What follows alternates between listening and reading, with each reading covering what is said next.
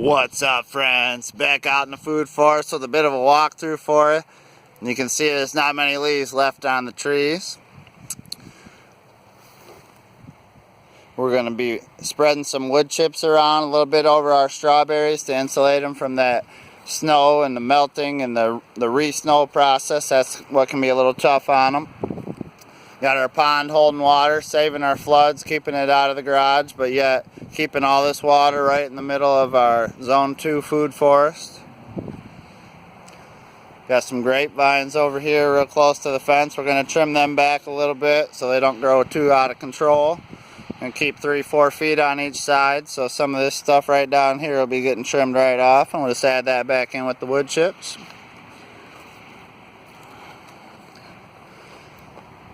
We're going to be getting our rows covered. They're relatively covered. We didn't open up too much ground right here.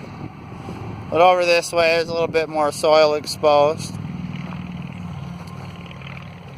So we will be putting down some more wood chips and maybe some leaves.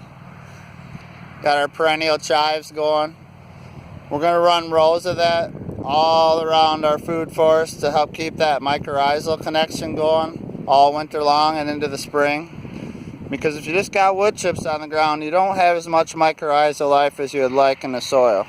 So you want to keep that year round and let that just build and grow like the internet of the soil.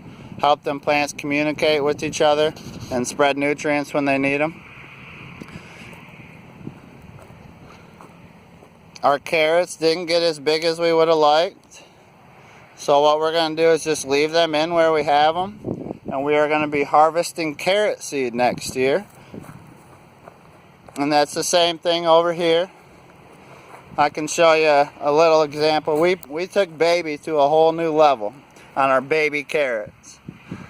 So they didn't get very big at all. I will actually pull up some of them and we'll be munching on some of the bigger ones, but for the most part we're going to leave that in the soil.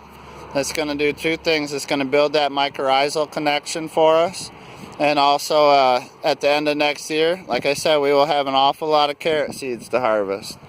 So we're going to do some gardening all around some other areas next year and maybe stick some tomatoes back in with these. But we will be harvesting lots of carrot seeds. We got a great plan to get a fence up on the cheap. We'll be covering that in early spring because the deer do a number on our trees here. And I'll show you a fine example of that out back a bit. I got a feeling the cats like to help the deer out too with a little bit of the damage on the tree. So we do try to keep them protectors up as high as we can get them. Helps keep the cats from scratching on the bark. Nice apple tree. You can see when they get up above the level of where the deer really like to eat, they do a lot better. But that's not a good enough answer. We're definitely getting a fence and a dog next year.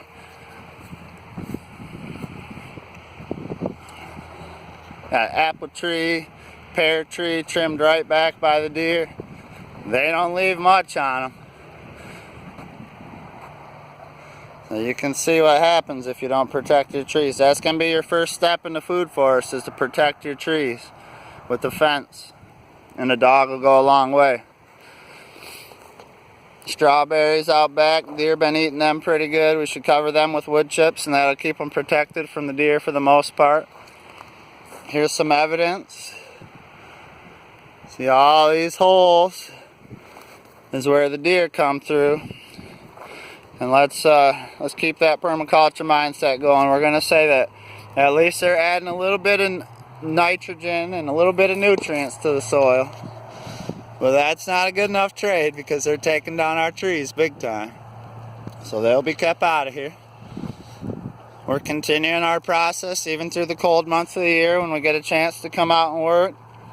This is all new wood chips, back to Eden. We're learning to go a little bit thinner on the wood chips, so it's much easier to get into there and do your work.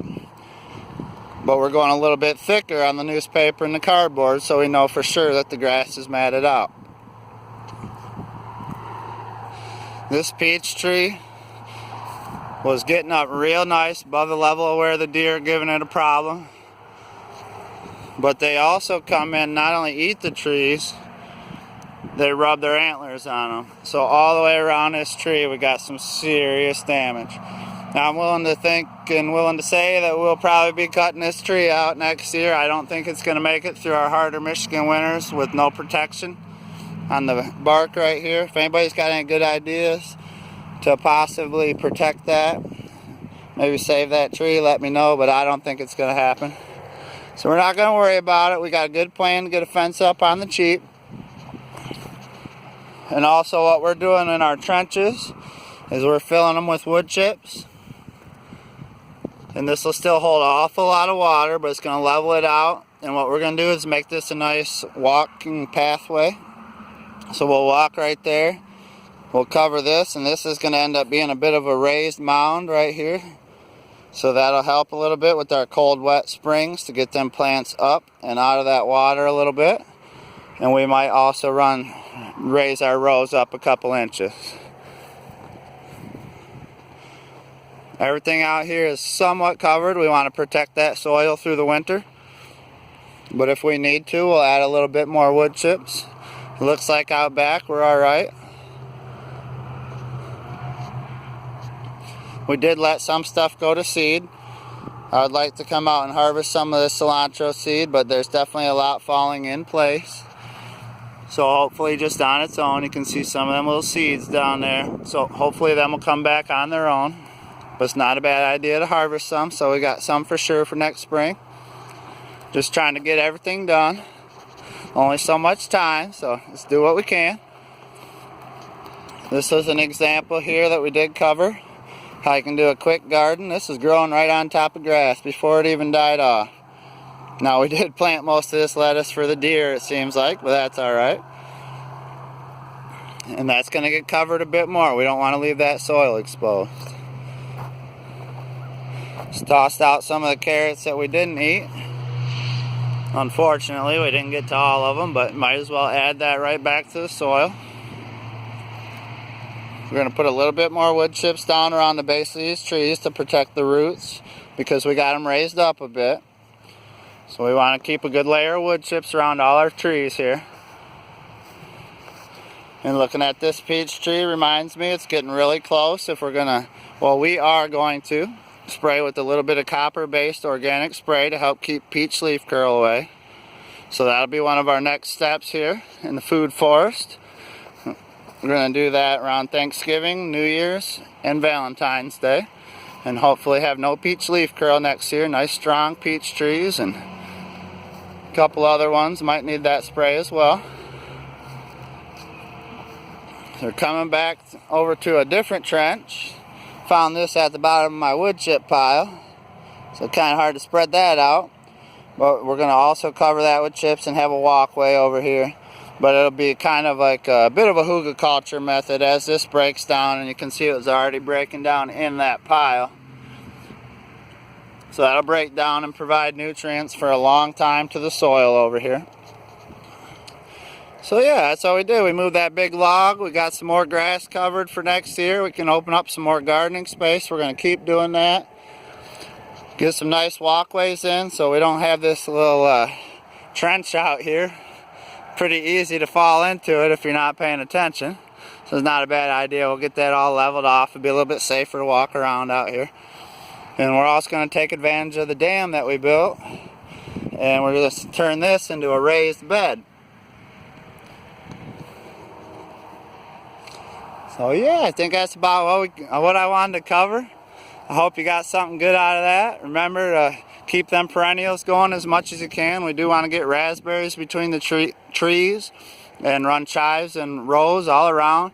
Just help that mycorrhizal connection be made all over the place. A little bit of cleaning up to do yet, but that's alright. Anytime we got eggs that we don't use, we check them out where we know we want to do tomatoes. Help add that calcium to the soil. Oh, and the other thing I wanted to mention, when we were out here doing some work in Michigan, it never hurts to try to stay warm. So we had a nice fire night with the family, and we haven't got a rain yet. So I'm going to take the ash out of there and lightly spread it around the soil as to not raise the alkalinity too much. But we'll spread that all around the food forest. And the only place that we're going to stay away from is them blueberries over there, because they do like an acidic soil. So we're just going to keep our ash away from there because we don't want to raise the alkalinity too much. And I think that's about everything I covered in my last day of cold work out here in Michigan. Alright guys, see you on the next one. Hey, don't forget to like it, subscribe, share this with somebody that you think they like that back-to-Eden, no-till method, building your mycorrhizal connection, and building that internet of the soil. Alright guys, get your food forested. Cheers.